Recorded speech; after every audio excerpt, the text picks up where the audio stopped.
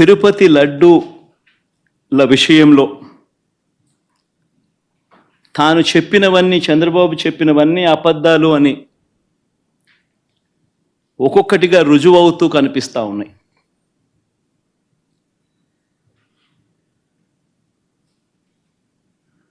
ఆ కనిపించే నేపథ్యంలో 100 రోజుల పాలన మీద టాపిక్ డైవర్ట్ చేస్తూ లడ్డూల టాపిక్ తీసుకొచ్చాడు. ఆ లడ్డూల టాపిక్లో చంద్రబాబు నాయుడు అడ్డగోలుగా తప్పు చేసి గుడి పవిత్రతను దెబ్బతీస్తూ అడ్డగోలుగా దొరికిపోయేసరికి మళ్ళీ ఈ టాపిక్ను డైవర్ట్ చేసేందుకు, లడ్డూల టాపిక్ను డైవర్ట్ చేసేందుకు కొత్తగా ఇప్పుడు డిక్లరేషన్ టాపిక్ తీసుకొచ్చి మళ్ళీ అది ఇంకొక రాజకీయం చేస్తూ ఉన్నారు. ఒకసారి గమనించినట్టయితే తిరుమల పవిత్రతను, స్వామివారి ప్రసాదం విశిష్టతను, తిరుమల పవిత్రతను, స్వామివారి ప్రసాదము విశిష్టతను, తిరుపతి దేవస్థానం పేరు ప్రఖ్యాతలను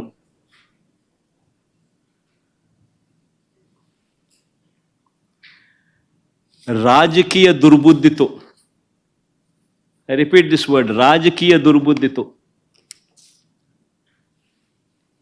జంతువుల కొవ్వుతో లడ్లు తయారీ అయినట్టుగా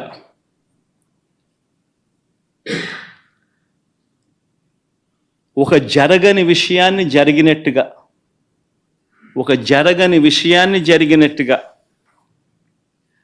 ఆ కల్తీ ప్రసాదాన్ని భక్తులు తిన్నట్టుగా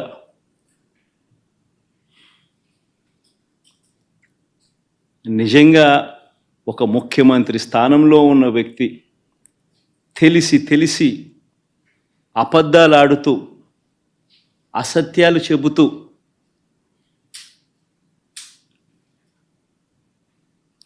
స్వామివారి పేరు ప్రఖ్యాతలను,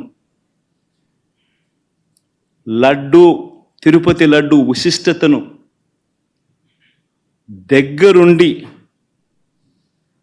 దగ్గరుండి అపవిత్రం చేసే కార్యక్రమం సాక్షాత్తు ఒక ముఖ్యమంత్రి చేస్తూ ఉంటే ఇంతకన్నా దారుణం ఎక్కడైనా ఉంటుందా, ఇంతకన్నా అధర్మం ఎక్కడైనా ఉంటుందా అని ఆలోచన చేయమని అడుగుతా ఉన్నా.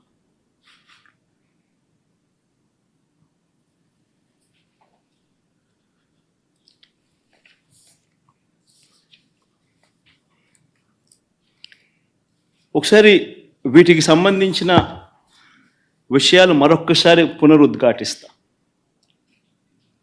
ఏ రకంగా చంద్రబాబు నాయుడు గారు అనే వ్యక్తి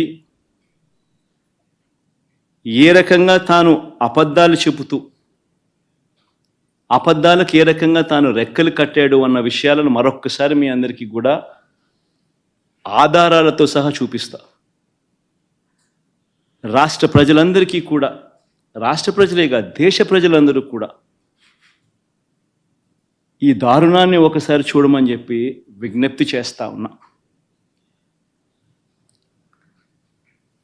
ఒకసారి గమనించినట్టయితే మామూలుగా ఈ టెండర్ల ప్రక్రియ, మామూలుగా ఈ తిరుపతి లడ్డుకు సంబంధించిన ఇవి కొనుగోలు చేసే నెయ్యి కానీ, ఈ పదార్థాలు కానీ కొనుగోలు చేసే ఈ కార్యక్రమం 6 నెలలకు ఒకసారి జరుగుతూ ఉంటుంది. తిరుపతిలో నెయ్యి కొనుగోలు చేసే కార్యక్రమం ప్రతి 6 నెలలకు ఒకసారి రొటీన్గా జరిగే కార్యక్రమం. దీనికి సంబంధించి దశాబ్దాలుగా జరుగుతూ ఉన్న కార్యక్రమం ఇది. ఇదేదో కొత్తగా ఒకరి వల్ల ఇప్పుడు జరుగుతూ ఉన్న కార్యక్రమం కాదు ఇది. 6 నెలలకు ఒకసారి ఈ టెండర్లు పిలుస్తారు. 6 నెలలకు ఒకసారి ఈ టెండర్ల ద్వారా ఎవరైనా కూడా క్వాలిఫై అయితే ఎవరైనా కూడా పార్టిసిపేట్ చేయొచ్చు. ఈ క్వాలిఫికేషన్ క్రైటీరియా కూడా ఇప్పుడు ఏదో కొత్తగా పెట్టినవి అంతకన్నా కాదు. ఇవన్నీ రొటీన్గా దశాబ్దాలుగా జరుగుతూ ఉండేటివి. తిరుపతి లడ్డు అంటే విశిష్టత ఉంది. అలా తిరుపతి లడ్డు అని అంటే నా చిన్నప్పటి నుంచి కూడా తిరుపతి లడ్డు అని అంటే ఒక విశిష్టతగా దాన్ని చూసే పరిస్థితి. దాంట్లో ఉన్న టేస్టు వేరే లడ్లలో ఉండని టేస్ట్. ఇది మనందరికీ కూడా చిన్నతనం నుంచి మనమంతా కూడా చూస్తూనే ఉన్నాం. దశాబ్దాలుగా ఈ ప్రక్రియ జరుగుతూ ఉంది తిరుపతిలో. అలాంటి ఈ ప్రక్రియ ఒకసారి గమనించినట్లయితే అదే ప్రక్రియలో భాగంగా ప్రతి 6 నెలలకు ఒకసారి టెండర్లు పిలిచే కార్యక్రమం జరుగుతుంది. టెండర్లలో ఎవరైనా క్వాలిఫై అయిన వాళ్ళు ఎవరైనా పార్టిసిపేట్ చేయొచ్చు. ఆ క్వాలిఫై అయిన వాళ్ళలో L1 ఎవరికైతే వస్తుందో, తక్కువ రేటు ఎవరైతే కోట్ చేస్తారో వాళ్ళకు న్యాచురల్గా టీటీడీ బోర్డు టెండర్ను అప్రూవ్ చేస్తుంది. ఇది ఒక రొటీన్ ప్రక్రియ. దీంట్లో గవర్నమెంట్కి సంబంధమే ఉండదు వాస్తవం చెప్పాలంటే. టీటీడీ బోర్డు అన్నది కూడా ఒక ప్రసిద్ధికాంచిన బోర్డు. మామూలుగా దాంట్లో బోర్డులో సభ్యులు కూడా దేశం మొత్తం నుంచి కూడా దాంట్లో సభ్యత్వం తీసుకుంటారు. కేంద్ర మంత్రులు రికమెండేషన్ చేస్తారు టీటీడీ బోర్డుకు సంబంధించిన బోర్డు మెంబర్స్ను. చుట్టుపక్కల రాష్ట్రాల ముఖ్యమంత్రులు కూడా రికమెండ్ చేస్తారు టీటీడీ బోర్డుకు సంబంధించిన బోర్డు సభ్యత్వం కోసం. అంటే వాళ్ళ రాష్ట్రాలలో వాళ్ళు విశిష్టత ఉన్న వ్యక్తులనుగా భావించిన వాళ్ళను వాళ్ళు రికమెండ్ చేస్తారు. అటువంటి కూర్పుతో కూడిన టీటీడీ బోర్డు అది. అక్కడ ఉన్న వాళ్ళు ఎవరు కూడా తప్పు చేయాలనుకున్నా కూడా తప్పు చేయలేని పారదర్శక పద్ధతిలో టీటీడీలో ఓవర్ ది డికేడ్స్ సిస్టమ్స్ అన్నీ ఇవాల్వ్ అయి ఉన్నాయి. అక్కడ వచ్చే వాళ్ళు కూడా బోర్డు మెంబర్స్ కూడా ప్రసిద్ధిగాంచిన వ్యక్తులు. పారదర్శక విధానంతో దేవునికి ఇంకా ఎలా చేస్తే దేవునికి ఇంకా మంచి చేయాలి అని తాపత్రయంతో అక్కడ బోర్డు మెంబర్స్గా వాళ్ళు కూర్చొని నిర్ణయాలు తీసుకుంటారు. ఇవన్నీ నేను చెప్పేటివన్నీ ఏదైతే చెప్తా ఉన్నామో ఇవన్నీ కూడా మనందరికీ తెలిసిన విషయాలే, వాస్తవాలు. ఇక్కడ ఈ ప్రక్రియలో కూడా ఇదే మాదిరిగానే టెండర్లు పిలిచారు. 6 నెలలకు ఒకసారి పిలిచే ఈ టెండరింగ్ ప్రక్రియలో ఆ టెండర్లలో క్వాలిఫై అయిన వాళ్ళను, L1గా ఎవరైతే వచ్చారో వాళ్ళను టెండర్స్ అప్రూవ్ చేసి వాళ్ళందరికీ కూడా ఇవ్వడం జరిగింది. ఆ టెండర్లలో అప్రూవ్ చేసిన వాళ్ళు ఒక్కరికే పూర్తిగా కూడా ఇచ్చే కార్యక్రమం కూడా జరగదు. వాళ్ళకు 65% మేరకు వాళ్ళకు ఆ మాదిరిగా ఇస్తారు.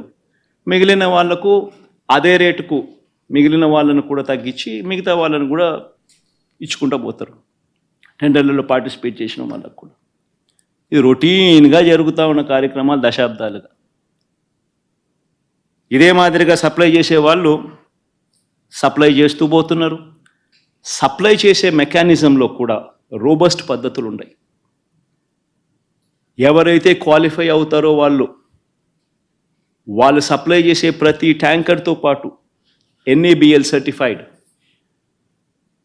ల్యాబ్స్ నుంచి వాళ్ళు క్వాలిటీ చెక్ చేయించుకొని ఆ ట్యాంకర్లలో ఉన్న ప్రోడక్ట్ క్వాలిటీని నిర్ధారిస్తూ ఒక సర్టిఫికెట్ తీసుకొని వస్తారు.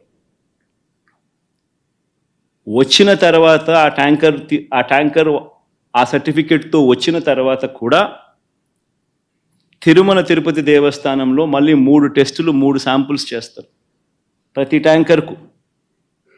This is a protocol, mandatory protocol ఇది. ఆ 3 టెస్టులు పాస్ అయితేనే ఏ వెహికల్ అయినా కూడా ముందుకు పోనిస్తారు. ఆ 3 టెస్టులలో ఏ టెస్ట్ ఫెయిల్ అయినా కూడా అసలు వెహికల్ ముందుకు కూడా పోదు, తిరిగి వెనక్కి పంపించేస్తారు. ఈ ప్రక్రియ దశాబ్దాలుగా జరుగుతూ ఉంది. చంద్రబాబు నాయుడు గారి హయాంలో 2014 నుంచి 19 మధ్యలో 14 నుంచి 15 సార్లు చంద్రబాబు నాయుడు హయాంలో ఇలానే ట్యాంకర్లు వస్తే క్వాలిటీ లేదని రిజెక్ట్ చేశారు, వెనక్కి పంపించారు. 14 నుంచి 15 సార్లు.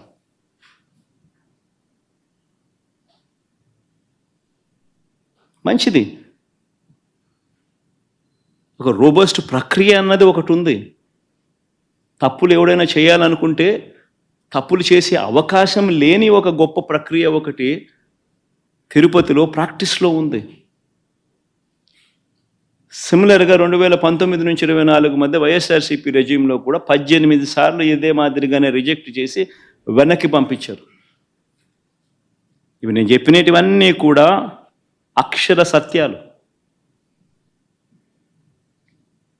ఒక గొప్ప ప్రాక్టీస్ ఒకటి ఉంది, ఒక గొప్ప ప్రొసీజర్ ఉంది. ఏ కారణాల చేతైనా కూడా, ఏ శాంపుల్ అయినా కూడా, ఏ ట్యాంకర్ అయినా కూడా రిజెక్ట్ అయిపోతే ముందుకు కూడా పోదు, వెనక్కి పంపించేస్తారు. మరి అలాంటి పరిస్థితి ఇక్కడ కూడా జరిగింది. చంద్రబాబు నాయుడు గారు ముఖ్యమంత్రి అయిన తర్వాత ఈ టెండర్లలో సప్లై స్టార్ట్ అయింది.